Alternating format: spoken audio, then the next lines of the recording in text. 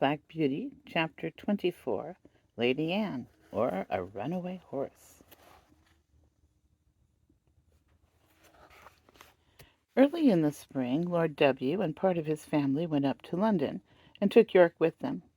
I and Ginger and some other horses were left at home for use, and the head groom was left in charge. The Lady Harriet, who remained at the Hall, was a great invalid, and never went out in the carriage, and the Lady Anne preferred riding on horseback with her brother or cousins. She was a perfect horsewoman, and as gay and gentle as she was beautiful. She chose me for her horse, and named me Black Auster. I enjoyed these rides very much in the clear, cold air, sometimes with Ginger, sometimes with Lizzie. This Lizzie was a bright bay mare, almost thoroughbred, and a great favorite with the gentlemen on account of her fine action and lively spirit. But Ginger, who knew more of her than I did, told me she was rather nervous. There was a gentleman of the name of Blantyre staying at the Hall. He always rode Lizzie, and praised her so much that one day Lady Anne ordered the side saddle to be put on her, and the other saddle on me. When we came to the door, the gentleman seemed very uneasy. "How is this?" he said. "Are you tired of your good Black Auster?" "Oh, no, not at all," she replied, "but I am amiable enough to let you ride him for once, and I will try your charming Lizzie. You must confess that in size and appearance she is far more like a lady's horse than my own favorite." "Do let me advise you not to mount her," he said. "She is a charming creature, but she is too nervous for a lady. I assure you she is not perfectly safe. Let me beg you to have the saddles changed." "My dear cousin," said Lady Anne, laughing, "pray do not trouble your good careful head about me. I have been a horsewoman even since I was a baby, and I have followed the hounds a great many times, though I know you do not approve of ladies hunting, but still that is a fact. And I intend to try this Lizzie that you gentlemen are all so fond of. So please help me to mount like a good friend as you are." There was no more to be said. He placed her carefully on the saddle, looked to the bit and curb, gave the reins gently into her hand, and then mounted me. Just as we were moving off, a footman came out with a slip of paper and message from the Lady Harriet. Would they ask this question for her at Dr. Ashley's and bring the answer? The village was about a mile off, and the doctor's house was the last in it. We went along gaily enough till we came to his gate. There was a short drive up to the house between tall evergreens. Blantyre alighted at the gate and was going to open it for Lady Anne, but she said, "I will wait for you here, and you can hang Auster's rein on the gate." He looked at her doubtfully. "I will not be 5 minutes," he said. "Oh, do not hurry yourself. Lizzie and I shall not run away from you." He hung my rein on one of the iron spikes, and was soon hidden among the trees. Lizzie was standing quietly by the side of the road a few paces off with her back to me. My young mistress was sitting easily with a loose rein, humming a little song. I listened to my rider's footsteps until they reached the house and heard him knock at the door. There was a meadow on the opposite side of the road, the gate of which stood open.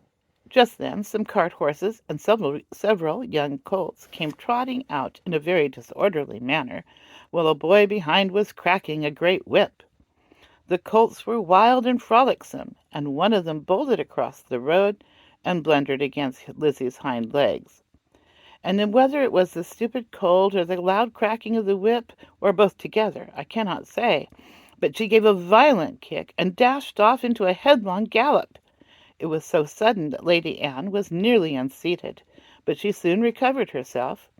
I gave a loud shrill neigh for help. Again and again I neighed, pawing the ground impatiently, and tossing my head to get the rein loose. I had not long to wait. Blantyre came running to the gate. He looked anxiously about, and just caught sight of the flying figure now far away on the road. In an instant he sprang to the saddle. I needed no whip or spur, for I was as eager as my rider. He saw it, and giving me a free rein, and leaning a little forward, we dashed after them. For about a mile and a half the road ran straight, then bent to the right, after which it divided into two roads. Long before we came to the bend she was out of sight. Which way had she turned? A woman was standing at her garden gate, shading her eyes with her hand and looking eagerly up the road. Scarcely drawing the rein, Blantyre shouted, "Which way?" "To the right," cried the woman, pointing with her hand, and away we went, up the right-hand road. Then for a moment we caught sight of her. Another bend and she was hidden again. Several times we caught glimpses and then lost them. We scarcely seemed to gain ground upon them at all. An old road mender was standing near a heap of stones, his shovel dropped and his hands raised. As we came near he made a sign to speak. Blantyre drew rein a little. To the common, sir. She has turned off there." I knew this common very well.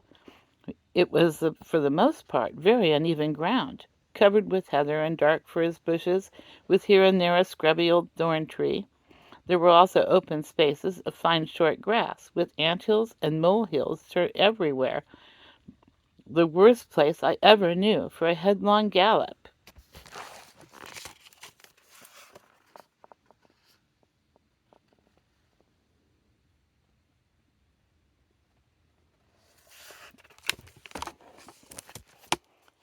We had hardly turned on the common when we caught sight again of the green habit flying on before us.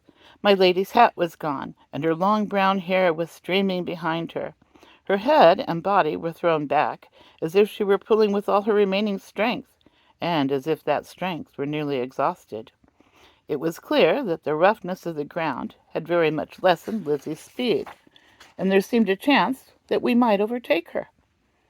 While we were on the high road, Blantyre had given me my head, but now, with a light hand and practised eye, he guided me over the ground in such a masterly manner that my pace was scarcely slackened, and we were decidedly gaining on them. About halfway across the heath there had been a wide dike recently cut, and the earth from the cutting was cast up roughly on the other side. Surely this would stop them, but no. With scarcely a pause, Lizzie took the leap, stumbled among the rough clods, and fell. Blantyre groaned. "Now, Auster, do your best." He gave me a steady rein. I gathered myself well together, and with one determined leap cleared both the dike and bank. Motionless among the heather, with her face to the earth, lay my poor young mistress. Blantyre kneeled down and called her name. There was no sound. Gently he turned her face upward. It was ghastly white, and the eyes were closed. "Annie, dear, Annie, do speak!" But there was no answer. He unbuttoned her habit, loosened her collar, felt her hands and wrists, then started up and looked wildly around him for help. At no great distance there were two men cutting turf, who, seeing Lizzie running wild without a rider, had left their work to catch her. Blantyre's halloo soon brought them to the spot. The foremost man seemed much troubled at the sight, and asked what he should do. "Can you ride?" "Well, sir, I bean't much of a horseman, but I'd risk my neck for the Lady Anne. She was uncommon good to my wife in the winter." "Then mount this horse, my friend. Your neck will be quite safe. And ride to the doctor's, and ask him to come instantly. Then on to the hall. Tell them all you know, and bid them send me the carriage with Lady Anne's maid and help. I shall stay here." "All right, sir. I'll do my best, and I pray God the dear young lady may open her eyes soon." Then, seeing the other man, he called out, "Here, Joe, run for some water, and tell my missus to come as quick as she can to the Lady Anne." He then somehow scrambled up into the saddle, and with a gee up and a clap on my sides with both his legs, he started on his journey, making a little circuit to avoid the dike. He had no whip, which seemed to trouble him, but my pace soon cured that difficulty, and he found the best thing he could do was to stick to the saddle and hold me in, which he did manfully. I shook him as little as I could help, but once or twice on the rough ground he called out, "Steady! Whoa, steady!" On the high road we were all right, and at the doctor's and the hall he did his errand like a good man and true. They asked him in to take a drop of something. "No, no," he said. "I'll be back to them again by a short cut through the fields, and be there afore the carriage." There was a great deal of hurry and excitement after the news became known. I was just turned into my box. The saddle and bridle were taken off and a cloth thrown over me. Ginger was saddled and sent off in great haste for Lord George, and I soon heard the carriage roll out of the yard. It seemed a long time before Ginger came back, and before we were left alone, and then she told me all that she had seen. "I can't tell much," she said. "We went a gallop nearly all the way, and got there just as the doctor rode up. There was a woman sitting on the ground with the lady's head in her lap. The doctor poured something into her mouth, but all I heard was, 'She is not dead.' Then I was led off by a man to a little distance. After a while she was taken to the carriage, and we came home together. I heard my master say to a gentleman who stopped him to inquire that he hoped no bones were broken, but that she had not spoken yet." When Lord George took Ginger for hunting, York shook his head. He said it ought to be a steady hand to train a horse for the first season, and not a random rider like Lord George. Ginger used to like it very much, but sometimes when she came back I could see that she had been very much strained, and now and then she gave a short cough. She had too much spirit to complain, but I could not help feeling anxious about her. 2 days after the accident, Blantyre paid me a visit. He patted me and praised me very much. He said he told Lord George that he was sure the horse knew of Anne's danger as well as he did. "I could not have held him if I would," said he. "She ought never to ride any other horse." I found by their conversation that my young mistress was now out of danger, and would soon be able to ride again. This was good news to me, and I looked forward to a happy life.